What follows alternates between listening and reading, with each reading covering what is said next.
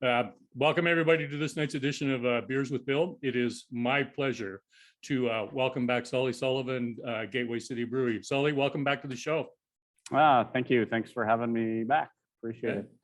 So we were talking a little bit earlier. We're going to start with the Twigs Fire Tower, right? Yeah, we may as well crack that one first. Short can, coffee dark mild.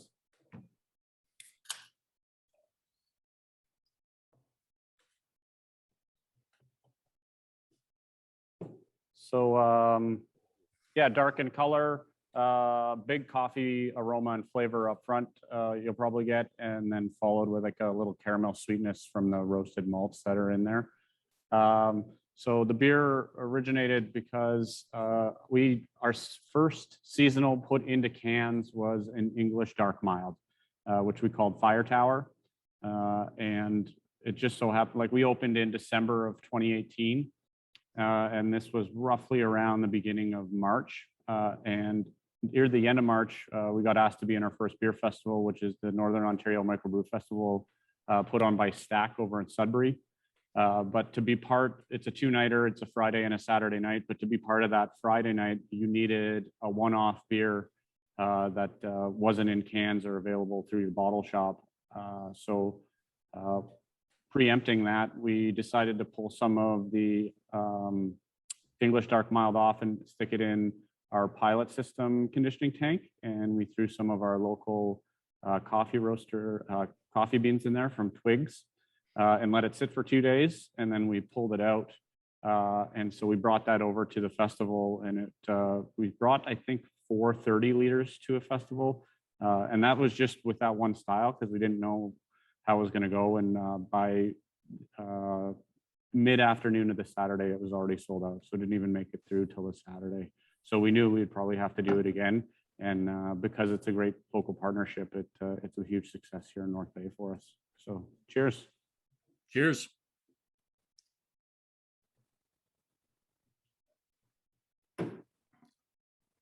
I love the coffee aroma. As soon as I poured it, I just got that right in my face. So I'm curious. Yep. How hard is it to get that balance for the coffee aroma when you're doing a beer? I guess it was, we can't even say it was trial by error because we just, John worked out some scientific numbers. So our brewmaster, John Palco, has his master's in organic chemistry from Carleton. So he's very science about the brewing process. So he's working out, he had to know what type of roast it was, and we got some beans prior to, did some testing so that he could get the right amount of acids that he would need out of it. One for bittering to make sure it wasn't going to throw off the full bittering of the beer itself, but then also give a nice big aroma and flavor to it. And it just so happens that the numbers he plugged in right the first time ended up being the numbers that we kind of run with the whole time, which is kind of nice. So lucky for his science background for us, I guess. Well, there's that art and science of brewing beer because there's still a fair amount of art to it. But he definitely, I take it right down into the science of exactly what he's doing. Yeah, a lot of number crunching, putting stuff into programs that he's worked out with other scientists. And then again, it is trial by error too. Like our cores sometimes have changed in the past because we wanted certain things. We do constant tastings here. So every day we pick a different beer from somewhere else, and the three of us, Mike, John, and myself anyways, we sit down and whatever staff's available, and we pour that beer and we just give our feedback on it. And if we really like it, we take off and we try to find out, John tries to find out what kind of ingredients they used in that beer. So what flavors we're getting or what we were liking about it, and then go from there as well. So, sometimes it is trial by error. Like as a property manager, you got to deal with everyone's complaints and stuff like that, but it's like the maintenance person.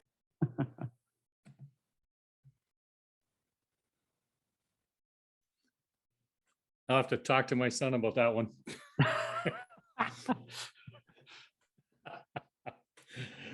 Anyways, so John did some time out in the West, did he not? Yeah. So after he finished his master's, getting a job was a little bit of a struggle here in Ontario, and one of his brothers was living out in Banff. So he decided to head out to the Banff area and hang out with him for a bit. From there, he started just going to some beer nights and beer 101s at local pubs. And one of the people there happened to notice that he really kind of was intrigued by all of it and kind of got the science behind it. And that person happened to be one of the owners of one of the breweries out there, which happened to be the Jasper Brewing Company. So they brought him over there, and he started working and training as a brewer, and then worked his way up, and he ended up being up there for 5 or 6 years as head brewer of the Jasper Brewing Company, before making his way back to Ontario, where we stole him from another brewery that'll remain nameless. But yeah. Well, that happens sometimes, doesn't it? Yeah. Yeah. You know, how did he find the switch in water from Jasper coming to North Bay?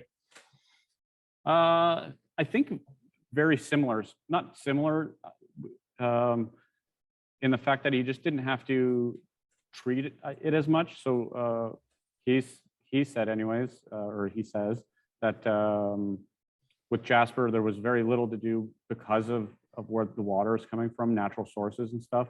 And here in North Bay, our city's pretty proud of our water, and he tends to agree that he has to do very little water chemistry and add things to the water to make it to the right area to which he needs to brew with. So he said it's fairly similar, and yeah, just nice and easy to work with, which great for us. Yep. Well, that's kind of speaking from the people that live in Southern Ontario, we have to deal with a lot of hardness in the water here. Yeah. And depending on where you are, what level of hardness you're dealing with varies a bit, but it's hard water. Yeah, most of our water is fairly soft from the municipal. There is some hard water areas depending on where you're getting your water source from, like out in Nipissing Village and stuff, they're getting it from a different source. So even though it's a half hour away, it's a little bit different, but North Bay seems to be great for him and great for us. So I'm curious, now that you guys have a number of years under your belt up there, yep, is there anything you guys would have done differently starting out? I think there's always little things that you tend to overlook. Originally, we just wanted to be a super huge production, not super huge, but a production facility mostly with small tap tasting room. And now 3 years in, and knowing the size of our tap room, I think we would make that bigger, as well as planning for patio. So, well, one, our location, we had to get it based on, one, what was available, and two, for zoning and what it could be zoned for in the city. And those, like, it's great that someone's like, oh, why didn't you go here? And it's like, because the city would never give us a manufacturing license for that location. So it's not that we don't want to, we would love to be there, but we can't. So we just happen to fall into this. But with that, we're in an industrial park, which has dirt, for the most part, a dirt parking lot, and a lot of heavy machines coming in and out due to construction company just around the corner from us. So with pandemic, obviously we had to start a patio. It wasn't even an option at that point because we needed people in the seats. It's just that sometimes when it's a little too dry out and the dust kicks up from those trucks passing by, we feel for our patrons out on the patio. They understand, but I think location for us is something that may change in the future that we're always looking for. And it might be something that we know if we want a bigger space in the tap room and a patio. But we've set this place up to expand, so we may even keep this as a production facility, and then get another location that's mostly tap room and patio ready. Always a hard decision, isn't it, on something like that? and sometimes those decisions are forced in hand, like I said, by the city, or zoning or whatever we can do location wise. It'd be great if we all had our choice to pick where we wanted to, but other people are also picking those locations too. And some places we got outbid on when we put in offers to purchase. So we're happy with what we've done so far, but we can always make small improvements. Yep. Speaking of patios, I know you're way up there in the North Country, But have you gotten patio heaters and opened up an outdoor patio in the wintertime?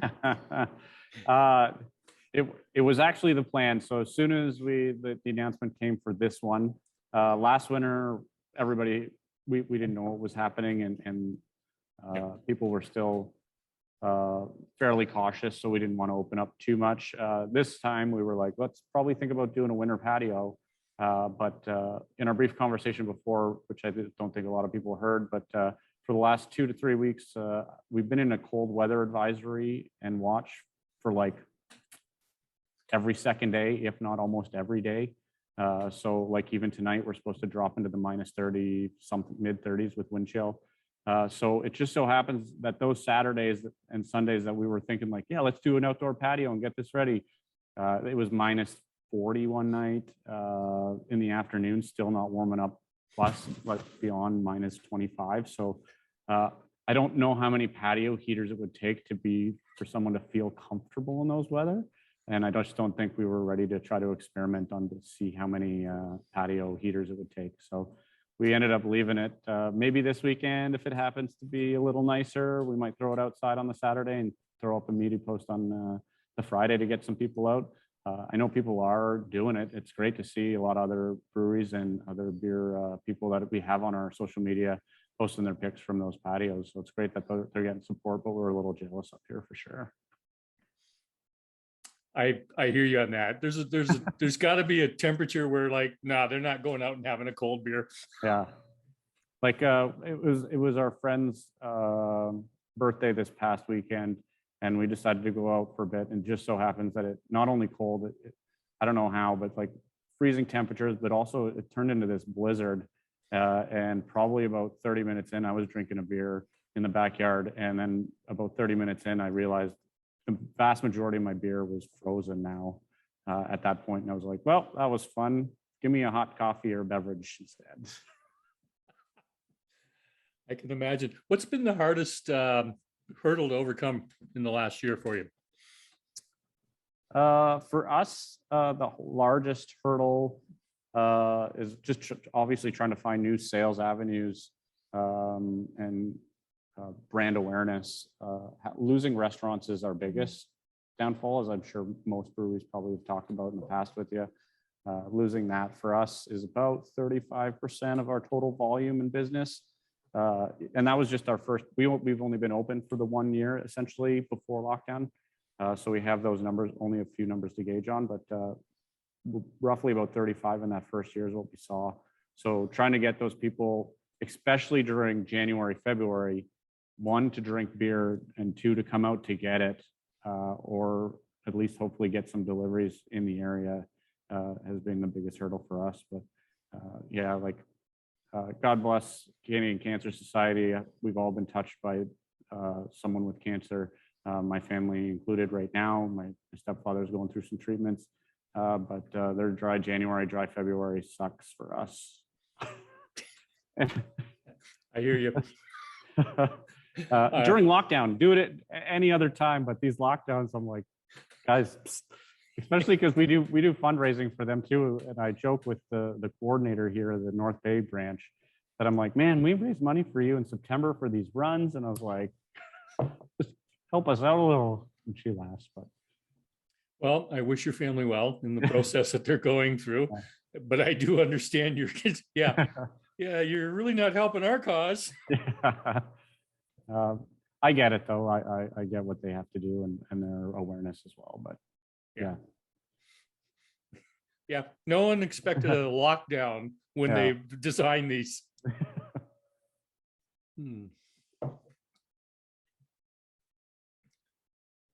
How are you staying grounded through all of this? I think for me anyways, personally, through music is always a big outlet for me, creativity wise. So always getting together. It just so happens that my business partner Mike and I are kind of musical brothers at the moment, I guess. So we have a jam space upstairs in the mezzanine up there. So we brought our equipment here. So we don't have to go to each other's houses or create anything. So after work, sometimes we're just going to sit around and have some fun and jam out and create some music. And then always just doing what we can to be active. Like everybody during some of those lockdowns, it was hard for people to get physically active. So just trying to maintain that as well. Going out, I love to trail run. So wintertime, it's a little harder, but getting out and doing some running around here has been a big help for me mentally. And yeah, and my family, obviously. I got 2 pups at home as well as my wife, and they tend to keep me grounded as well when I come home and I have tons of stuff on my brain. We can decompress and throw some ideas off her, and she gladly listens. Well, I won't say gladly, but she does listen to me, and then gives me some sound advice. I missed a couple questions in the chat. So before we go to the next beer, Yeah. Why is the beaver hugging the tree on the can? I think we discussed this the last time on previous show, but yeah. So I think the last time we did the hose tower, which is the hose tower's the fire tower's little sibling. Yeah. So the fire tower was our original one, which we did.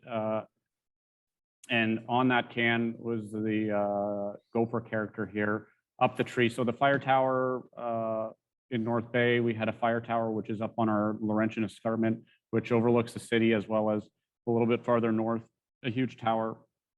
And that was stationed by someone to look out over and identify where fires would be, and then call people inappropriately to go fight those fires, as telephones weren't readily available, or in certain areas didn't have it for quite a while. So they were operated, I think, up until the 60s here in North Bay, for the most part, maybe even into the early 70s. So the original can had that person up, the gopher person up the tree, and was looking with a magnifying glass.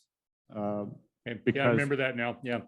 Because they're nearsighted, which happened to be starting the fire itself. The light was going through the magnifying glass. So the fire tower, although the creature is supposed to be protecting, is actually the one starting.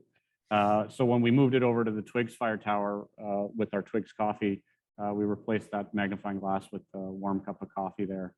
And that's why the character is up the tree at the highest point of that to see the rest of the forest. Okay. And the other question that people are curious, outside of North Bay, where's your next biggest market? For licensees, it would be Sudbury area, like just to the west of us, about an hour and a half west for licensees. I would say volume for LCBO, probably Ottawa right now, I think, is number 1, followed by Toronto, number 2. But Toronto just has more stores, so obviously they're probably going to be in a lot of people's tops. But I think Ottawa for us right now beats that out for our LCBO sales. Yep. Which beer are we going to go to next? I would suggest going to the Over the Falls New Zealand Pilsner. Okay.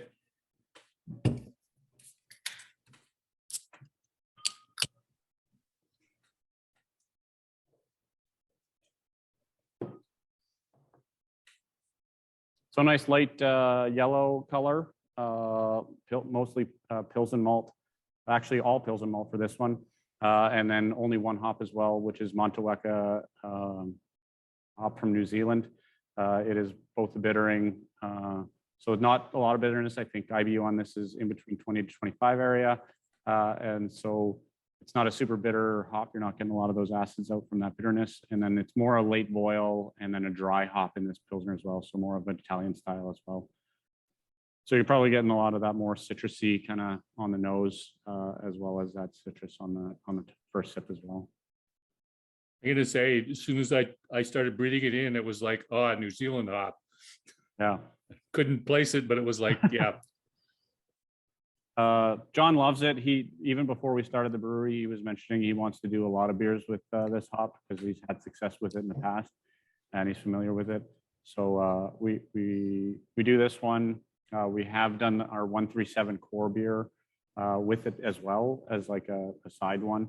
And then we have done some others with it in there with a mixture of other hops. And then we did one full IPA last year, our Support the Local Brewery Rye IPA with Monteleka exclusively, which might have been one of my favorite beers he did last year. So Okay. I like it. It's definitely smooth and easy. thanks. Yeah, I think last time we did another dry hop Pilsner as well. I think Yeah. we did the Dysfunctional Mall, which is a Yep. rye Pilsner. So that's like our 626, but then we added rye to it, and then we used Hallertown Middle Fruit as a hop, exclusive hop in that one with Yep. the dry hop too. The Over the Falls is probably outside of our cores has been, if we can get our hands on that hop. Again, it's a little bit harder to get our hands on because it is a fairly young hop. I want to say it might be like 4 years old now, maybe somewhere around there. That when we do get our hands on it, we always try to do this beer, and it's easily moved to our #1 seller for the time that it's here, and then drops out. So we happened to get that call back in November from our hop supplier, and he's like, someone dropped off or dropped out of their contract for this hop. We have this much, and he's like, send it up. So we just our schedule got rearranged. My whole marketing plan got twisted, and it was like, all right, in 6 weeks we're doing this. So we always happy to have it back. And then I think I mentioned before too, like all our names are local nature. So everything we do here is very local focused and oriented. Over the Falls is a little bit of play on John as well as here. So we have the Duchesne Falls, which is actually maybe like 2 blocks to the west of us, which is a nice trail system that are these flowing falls, which our graphic design actually captured quite well. If you see pictures of the Duchesne Falls, he did a great illustration of those in there. And then also play with John, because John is born and grew up until he moved to Ottawa to go to school for chemistry, but he grew up in Niagara Falls. So Over the Falls is like a little play on that. And then the name I just took from one of my favorite bands growing up, especially in high school as a bassist, was Primus. And on the Brown album, they have a song called Over the Falls. And I was like, well, I'm going to name it this, and nobody's going to change my mind, and nobody else got a say on it. And I did it. What can I say? Yeah. Being a co-founder does have its privileges. Not many, but it does have its privileges. Everything we do has to go through not rigorous testing, but we do source it out to a lot of different people. Yep. And because it's history related, as we've seen over the last 2 years, a lot of things are named after people and stuff like that. So we've started getting away from that, especially that generation was a whole different ballgame. So we've started moving away from that a little bit, but we also make sure that what we do and what we do doesn't have negative connotations to certain things. Like, for instance, we were gonna, there used to be a uranium mine out on the Manitous up here. So we used to mine for uranium for nuclear power, which was controversial in the area. We've had nuclear stuff here all the time, which I can get into, but with that, besides the Beaumark missiles that they brought in during the middle of the night just to set up their 25 missile launch pad here back in the Cold War. Yep. We have a uranium mine, and it's called the Newman mine. And I was like, perfect name for a beer. Who doesn't love yelling the name Newman? So I was like, this is going to be great. And again, we did our research. We threw it out to some of our friends, and it came back that there's still a fight over that with our Nipissing First Nations community.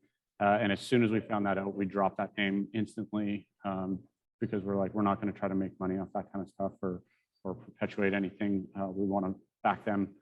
So we pulled that name. So unfortunately, I'll never get to use that name. But yeah, we have that uranium mine here. Yep.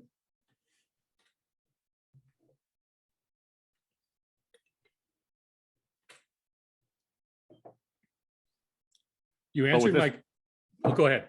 I was going to say, yeah, but with this one, I named it, and nobody got another say. I knew it wasn't going to be an issue, and I did my research, and I was like, nope, this is it. Too bad, everybody.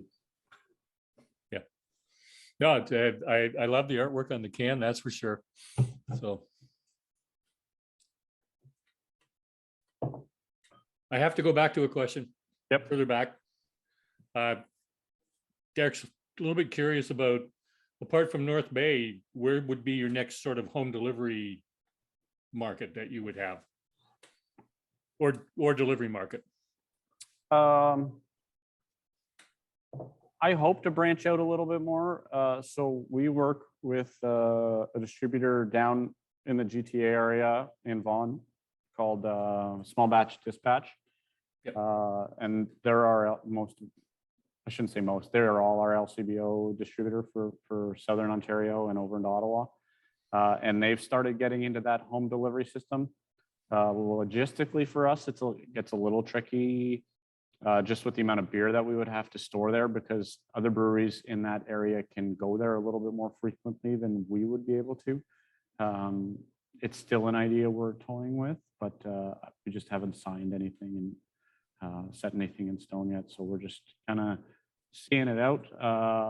But hopefully when the weather gets a little warmer, and if are making some trips down maybe in Southern Ontario a little bit more, is that we might be able to open it up via our social media to say like, hey, we're headed to this area this week.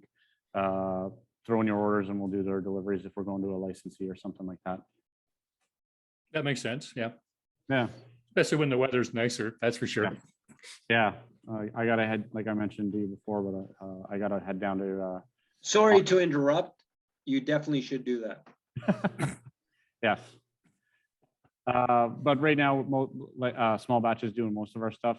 If we do get into like a bigger area where we can start doing it because we're doing more frequent trips, that's definitely something we're gonna. One of my people that are joining us is a Northern Ontario boy to begin Yep. with. He's curious. How about further north, Temiskaming Shores, Kirkland Lake, Timmins? Yeah, well, we don't do any home delivery up there, but we do have delivery to licensees and restaurants up there. And then in New Lisker, there's a nice little place that really focuses on their craft beer lineup, which is Zonte's in New Lisker itself. And they've just opened up their fridge for takeout. So they bought like 3 or 4 big fridges. So we supply them as like a pseudo bottle shop for the north. So almost everything that we have in our fridge, they have it up there as well. And it just so happens that right beside us in our building, if anybody's ever been here, I'm not too sure, or seen the outside, the people directly to our right are couriers. So all our ICS and Canpar and stuff like that, they're right there. So they just come over, they pick up their stuff and leave. But one of those people go up to Kirkland Lake and back down every single day. So it's nice. We just work out a beer deal with that driver, and he delivers all our stuff up to that area. So they're always fresh in stock at some things. And there's some other great places up there too in Haileybury, because my parents live in North Cobalt. So my parents, they tend to head over to a place called Letuktun in Haileybury, which is an amazing little spot if you're ever up in that area going for a hike, maybe at like Devil's Rock or something, and you want some lunch or dinner, any meal. They're great. And then they have their little convenience store as well called Buster's that they do some great stuff with. And they take our stuff as well. So you can find our stuff there too. That's great. It's great that you've got a couple of bottle shops that are open up in that area. So yeah, it's great because they're actually probably the only one, man. I don't know, like it's great for Southern Ontario folk who get to go to those, like I'm pretty sure, is it the Sidewalk bottle shop in Kitchener-Waterloo, which is great. Nobody in North Bay wants to do that. And I don't know how, like for the last 2 years, I've tried all those places downtown, get a little fridge, I'll help curate. Like, I'm not just saying our stuff, like I want to drink some other stuff. You bring in other stuff, I'm going to drink it. Like, get this going. And unfortunately right now, nobody in North Bay is biting on that. And I get it. There's expenses getting those fridges and stuff, and money can be tight. So I just wish somebody in North Bay would do what Sante's did and just go for it all in. And seems to be working out well for them. So, yeah. You answered my question about music, because I was going to say, were you doing music? Yeah, like personally, it never stops. Like at home, my wife also, she's a music instructor. She has her MA in community music from Laurier. So she was making those trips down to Laurier about probably about 5 years ago now to get her MA in community music. So we're a big music household. And then all my friends,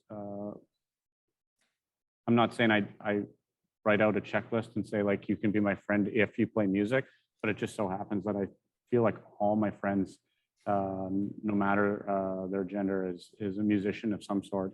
So we try to do it, whether it be online, little friend concert kind of things, or Mike and I doing this. And then when rules were a little looser, we have a band as well that we play with. So we were hoping to gig a bit, but North Bay mostly was doing like acoustic performances and like little soft stuff, and not getting into the band stuff because like dancing's not a thing, which again decreases beer consumption, so they're not making as much money and not staying open as late. So any kind of cover band that I was in was out of the window.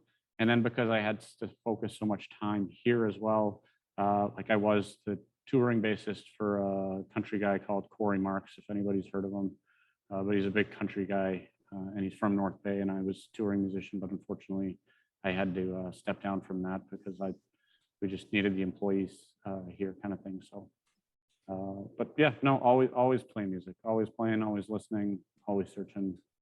Love it. Was a big part of your life before and still is then. Yes. Yeah. What would I find on your playlist right now? Ooh, right now, music wise, I listen to a lot of podcasts lately, so that's a big thing for me. But music wise, I would say last year, probably Every Time I Die was probably my favorite album that came out. If anybody's familiar with that, it's like a Buffalo hardcore band. Rest in peace. They just broke up like literally a week ago, which kind of sucks. But Spotify also gives you your, if y'all have Spotify, it gives you your end of year playlist or whatever. And I think Beck and Dua Lipa were on my top 2. And then my biggest genre was punk, 90s hip hop, and instrumental funk. So I'm searching out new stuff all the time, or always heading back to classic stuff. I download a lot of playlists. I find Spotify does a great job at their curators for their playlists are great. So I tend to head to those quite a bit actually, and it always introduces me to new stuff. So I have the instrumental funk playlist on there, and all of a sudden they update it like daily, or if not every second day. So you have to always click on the app and let it update and throw all those new songs on, and something new will come on, and I'm like, whoa, what band was that? And I have to like take a screenshot of my phone, so when I get home, I can listen to that whole album. So, yeah, last year, yeah, Dua Lipa, Beck, and Every Time I Die were probably my biggest hits. Beck is always a weird one for me, and I'm not, for me, I love his music, but unfortunately, and I hope nobody here is gonna look poorly on me for saying this, but he's a Scientologist, so but his music's great. You don't have to agree with someone's religion to enjoy the music, do you? Yeah. he doesn't seem to preach it in the music, so it's fine with me, I guess. Yeah. Which beer are we going to try next? Let's head over to the double super jackpot. We'll head over to another Pilsner, the Vienna Pils.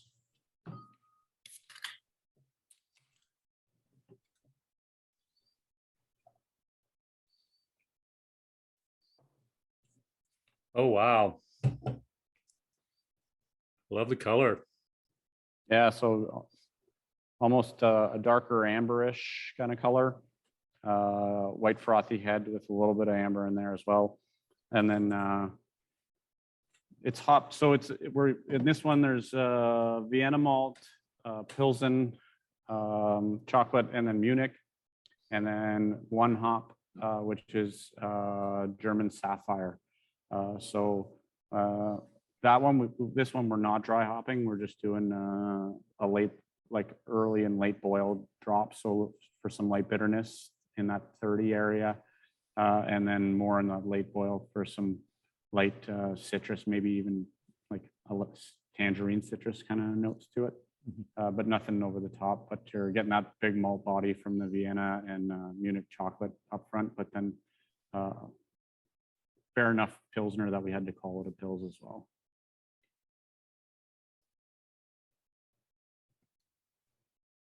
Cheers. Cheers.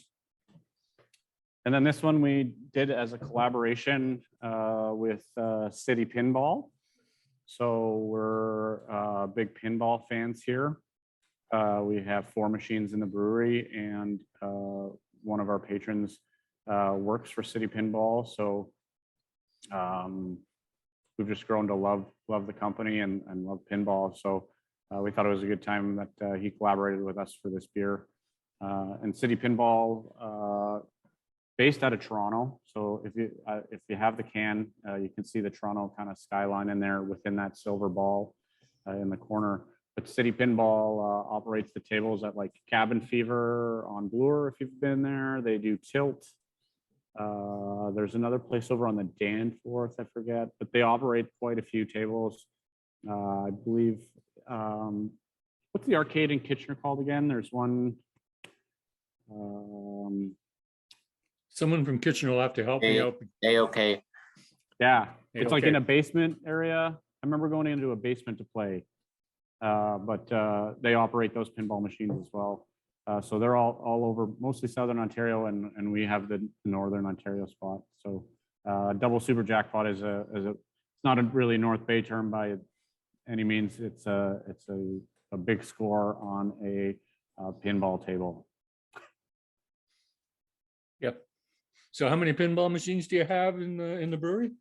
We have 4 currently. So we had 4, and then we used to have one standing arcade machine, which had like 600 and some. It was like an emulator thing, so it had like 600 and some games on there, all the classics, and then some of the newer stuff. But the tables constantly rotate, so that's the great thing about having Matty in town, is that he's traveling back and forth to Toronto, and so when he thinks something, well, not when he thinks, when the money's not flowing as well on one machine, the next month something new's coming up. So right now, currently, we have what a lot of people consider one of the best games of all time is Metallica. It's 2013 from Stern.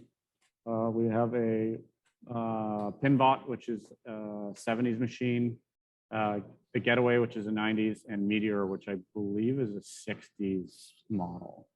But we have had numerous other machines in the past as well.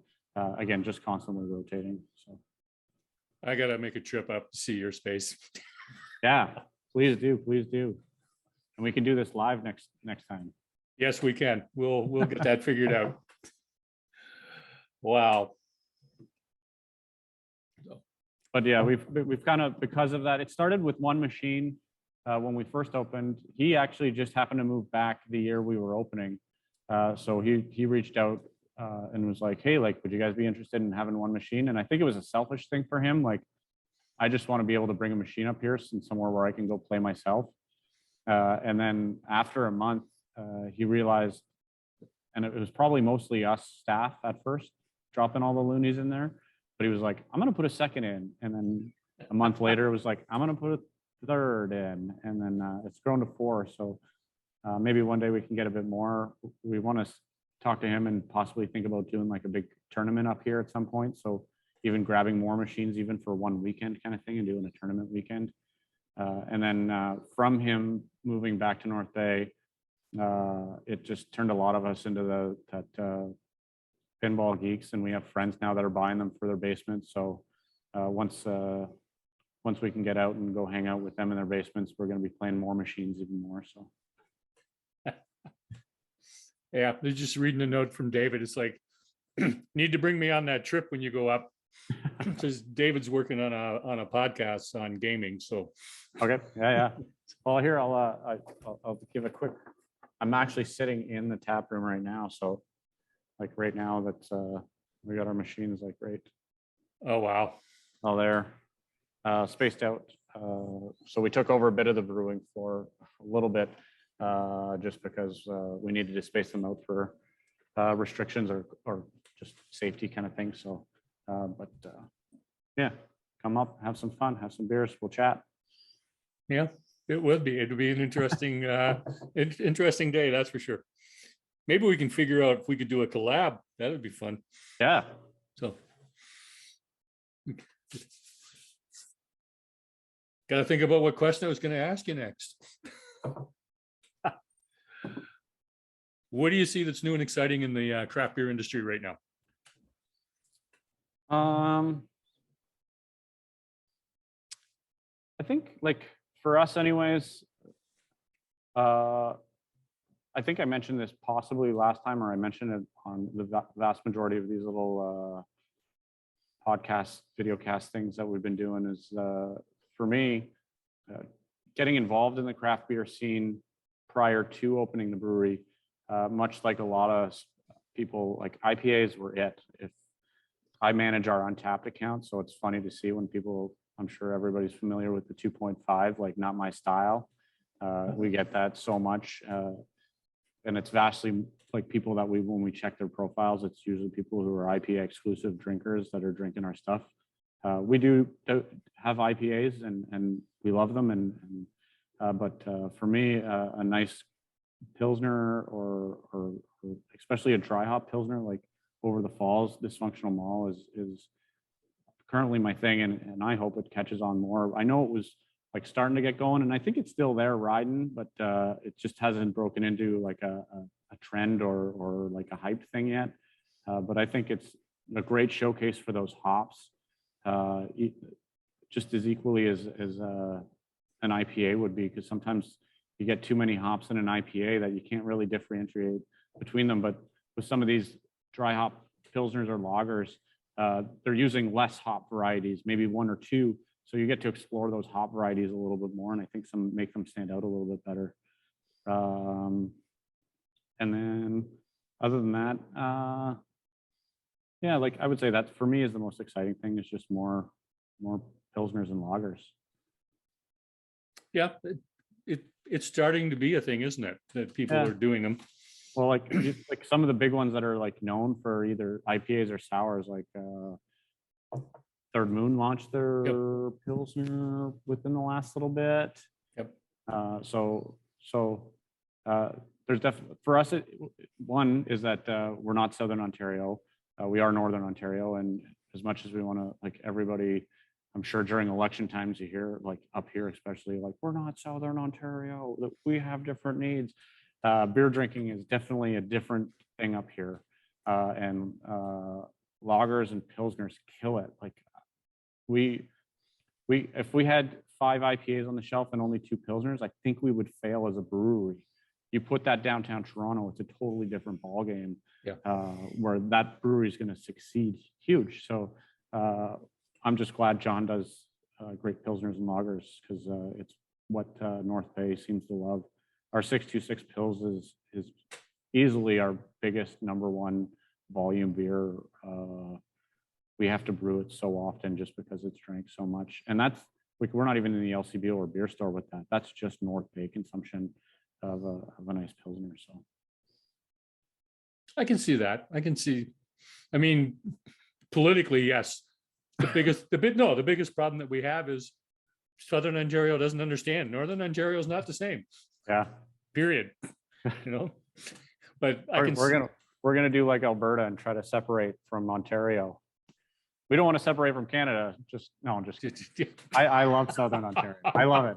I love it. I spent 7 years in Toronto. I miss it, but I also love North Bay.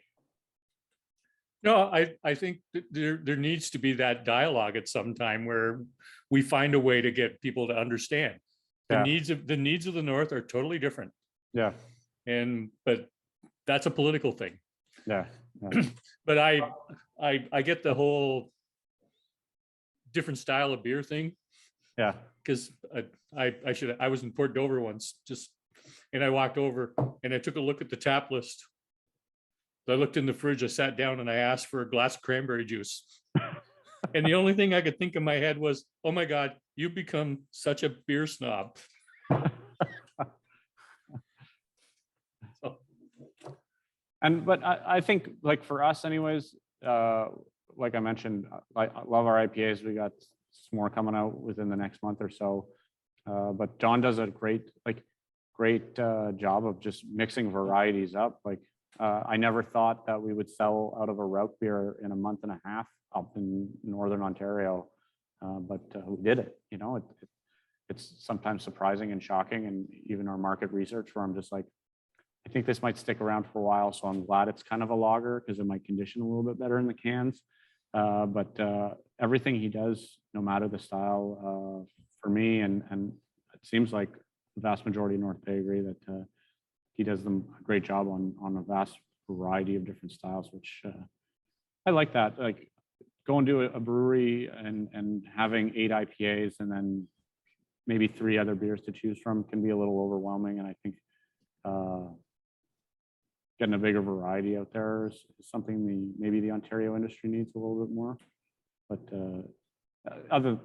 that's a very small note. Like all those IPAs are great. Like when I go down to small batch, I love they put aside beers for me that I know I'm never going to be able to get my hands on individual cans.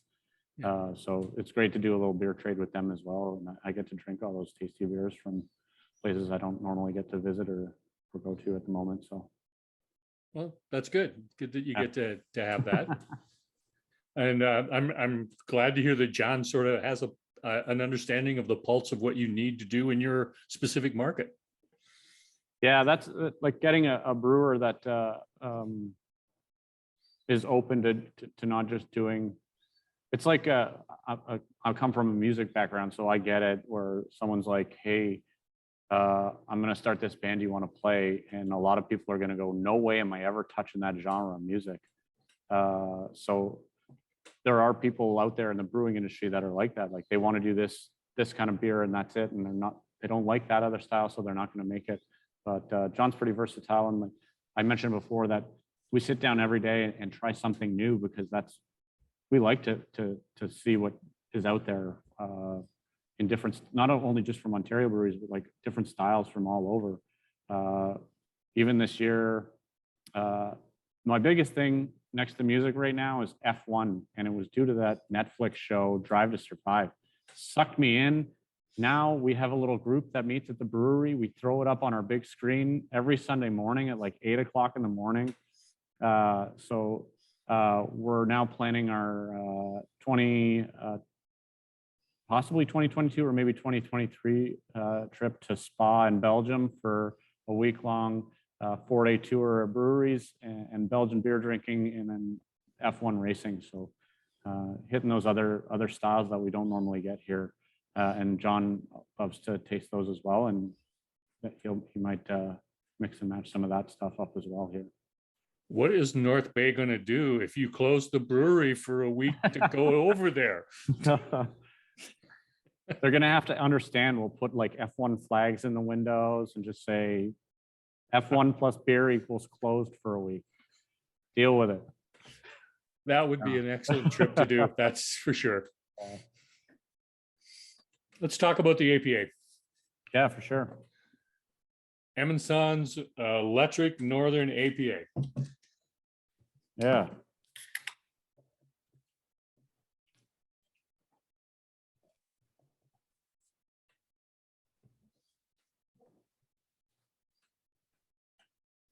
So nice deep gold color on this one. So Amansan's Electric North, we used 2 malt varieties. We got our pale ale and then crystal in there. The crystal's probably giving it more of that goldy reddish color to it. And then hopped with an experimental hop, which is the HBC 3630, which is, it just doesn't have a name yet. So it's a variety that's out there still in its infancy stages, not yet named. But our hop supplier kind of gave us 3 different styles, gave us some samples, and this is the one we went with. And the one he thinks is going to probably move on to bigger production and bigger fields. So a nice, yeah, hopped up American style pale ale. Cheers. Cheers. That's an interesting flavor, that's for sure. Yeah, like we used the bittering hop on this, Pato, and then, so that's the bittering. And then this was more the late boil, and then definitely a lot in the dry hop. It doesn't have your typical, it is an American style hop, grown in America, and it doesn't have like a lot of that tropical fruit kind of stuff that you normally are getting right now. For me anyways, I get anyways, a little more of that sweet berry or sweet melon flavors. There is a tad bit of citrus in there, but for the most part, that's what I'm getting. This is one of those things, again, that he had to do a lot of science with, because it's a fairly new hop. So it's not like it was in a lot of beers for us to go try it and see what will work out. So a lot of number crunching on John's part for those, and relying on those cell sheets for like how much acid's supposed to be in there and all that stuff. Again, did a great job. And this is another collab for us. So 3 out of the 4 beers I picked for this evening are collab beers in a way. The Twigs, the Double Super, and then the Amansan. And this is done with in collaboration with M. Greiner and Sean Kelly, as they're in a band called Trapper, which is a North Bay term as well, which they're both Toronto-based musicians now. But Sean is originally from North Bay. And they were working together, and they were releasing an EP called Songs from the Electric North.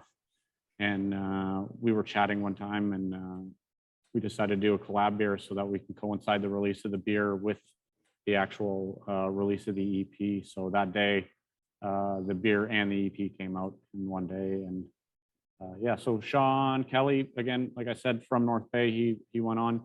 Originally started touring in his own band called Crash Kelly, but he's also Nelly Furtado's touring guitarist. He tours with Helix. He's toured with Alice Cooper, just a big 80s arena rock guitarist, loves that kind of stuff.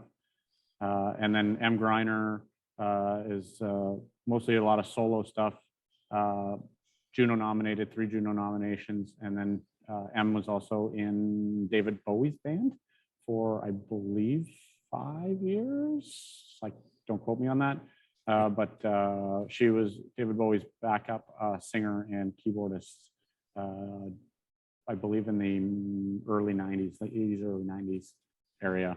And then now vocal coach, entrepreneur, still writes, records music, and author, and all around awesome person. It's great. Just reading the comments being made, people are really liking the APA. Yeah. And this is our first APA that we've done, which is super exciting for us. And it was exciting for Sean when we were discussing the whole project, that he was super excited that it was going to be the first APA when we were throwing out around ideas. At first, we pitched the idea of doing like a classic, almost golden ale or 80s. Again, this Songs from the Electric North really hits on that 80s rock vibe. If you listen to it, the band against Trapper, you can find it anywhere, but it hits on that 80s rock. So we were like, what's an 80s beer? I was like, well, let's do a 50 clone. And I got shot down. So then we started moving on. And then anyways, we eventually ended up deciding on the APA as the beer of choice for this one, which has that electric vibe to it.